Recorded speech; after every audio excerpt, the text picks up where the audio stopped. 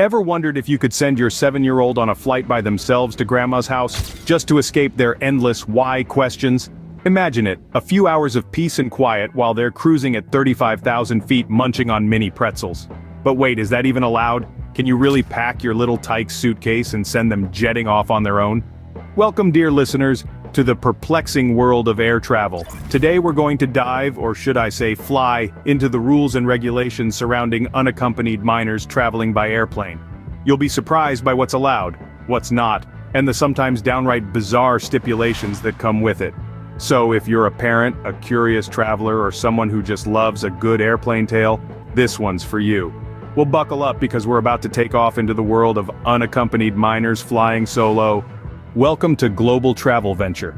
First things first, how old does little Johnny need to be before he can say, "Adios, parents," at the airport? Well, let me tell you, the answer to that is a bit more complicated than you might think. It's not like you can just pack a lunchbox, hand them a plane ticket, and wave goodbye at the terminal. Oh no, my friends, there are rules. Different airlines have different age restrictions for unaccompanied minors. For instance, the folks over at Airline A might say, "Sure, we'll take your 6-year-old." Meanwhile, Airline B is shaking their head saying, "No way, Jose, not unless they're at least 8. It's a real roller coaster, I tell you. Imagine the scene, you're at the airport, little Johnny is raring to go on his solo adventure, and you're handed a rule book thicker than your carry-on. And you thought getting them to remember their multiplication tables was hard work. Now let's not forget about our teen travelers. Some airlines bump the unaccompanied minor age up to 15, while others cap it at 12. You might be thinking, my teenager is practically an adult, but to the airlines, they're just oversized kids with a slightly better vocabulary. And what about the kiddos under 5? Well, airlines have a unanimous chorus of nope ringing out for them. So if you had dreams of sending your toddler off to grandma's via a direct flight, you might want to reconsider. It's essential to check with your airline before you start packing those tiny suitcases. You don't want to show up at the airport only to find out that little Johnny is a year too young to fly solo. That would be a real plot twist, wouldn't it? Remember, each airline has its own set of rules, and it's your job to know them. But hey, look on the bright side. If your kiddo is under 5, you get to enjoy their delightful in-flight commentary for a little while longer. So, if your kiddo is under 5, sorry, you're stuck with them for a little while longer.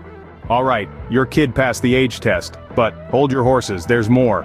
You see, airlines are not just in the business of transporting you from point A to point B. They're also in the business of, well, business. And that means offering additional services for a fee, of course. One of these services is the unaccompanied minor service. Now, you'd think that the airlines would be kind enough to shepherd your little lamb from the gate to the plane out of the goodness of their hearts. But alas, my friends, that's not how the world works. Instead, airlines offer this service, not for free, but for a price tag that would make even a seasoned traveler's eyes water. Imagine this. You're paying for someone to walk your kid from the gate to the plane, ensure they're safely buckled in, and then deliver them to the designated adult at the other end. Sounds simple, right? Well, the airlines seem to think it's akin to climbing Mount Everest, judging by the cost. And what does this service include? Well, it's not like they're serving your child caviar and champagne in the departure lounge. No, they get the same juice box and packet of pretzels as everyone else. But hey, at least they get an official-looking badge so they can feel like a mini airline executive for the day. Now don't get me wrong. This service can be a lifesaver for parents who need to send their children on flights alone. It's just that the cost can sometimes be a little, well, steep. So, before you book your child's solo flight, make sure you factor in the additional cost of the unaccompanied minor service. But remember, despite the cost, there is a silver lining. You can rest easy knowing your child is in safe hands, and that they'll arrive at their destination safely. And that, my friends, is priceless. So, yes, the airlines will take good care of your child, for a price, of course. Now let's dive into the thrilling world of paperwork. Exciting, isn't it? But let's face it, the world of air travel is as much about forms and documents as it is about fluffy clouds and tiny packets of peanuts. So you're sending your little moppet off on a solo flight, eh? Well, aside from the necessary existential dread, you'll need to arm yourself with a veritable arsenal of documents. First off, there's the unaccompanied minor form. This is the airline's way of saying, hey, we acknowledge you're entrusting us with your precious offspring. We solemnly swear we won't lose them. The form typically requires information like the child's name, age, and flight details. along with the contact information of the person dropping off and picking up the minor at the airport. Then, there's the big one. The consent letter for minors traveling abroad. This one's a doozy, folks. It's basically a permission slip on steroids. This document asserts that the child has permission to travel alone, and it may need to be notarized, depending on the airline's regulations. Next up, we've got the ID or passport. Yes, even if your child is barely old enough to spell their name, they'll need one of these. It's the airline's way of making sure your kid isn't an undercover super spy posing as a fourth grader. Lastly, don't forget about the ticket or boarding pass. This one's a no-brainer, but you'd be surprised at how many people forget to pack it in the middle of the paperwork hurricane. In short, when it comes to paperwork for unaccompanied minors, it's like being back in school. You're always cramming for a test you didn't know you had, and there's always a pop quiz around the corner. So remember, dot your I's, cross your T's, and maybe throw in a blood sample just to be safe. So you've dotted, crossed, and paid. Now comes the big day. What can you expect? Well, sit tight because it's going to be a wild ride. You'll start at the check-in counter, where your little one will be handed over to the airline staff. You, on the other hand, will be handed a tissue. Don't ask why, just accept it. It's going to be a teary goodbye, and we all know it. Moving on, the airline staff will then escort your child through the security checkpoint. Now parents, don't panic. We know the sight of your child walking through that metal detector all alone can be a bit unnerving. But hey, look at the bright side. At least they won't be the ones losing their belts and shoes. Next up is the boarding gate. Here, your child will be introduced to the concept of last to board, first to disembark. Sounds unfair, right? But hey, that's the perk of being an unaccompanied minor. They won't have to wrestle with overhead bins or fight for armrests. Instead, they'll be comfortably seated, probably with a juice box and a packet of cookies in hand, watching as the rest of the passengers struggle to find space for their oversized carry-ons. As for the flight, well, let's just say there's a reason why they call it the friendly skies. Your child will be under the watchful eyes of the flight attendants, who will ensure they're safe, comfortable, and entertained. They might even get a pilot's wing pin if they're lucky. Finally, upon arrival at the destination, your child will be escorted off the plane and handed over to the designated pickup person. And here's the fun part. You'll receive a call confirming your kid's arrival. Yes, that's right. You'll be sitting at the airport coffee shop, sipping your 5th cup of coffee, when your phone rings. And there you have it, folks.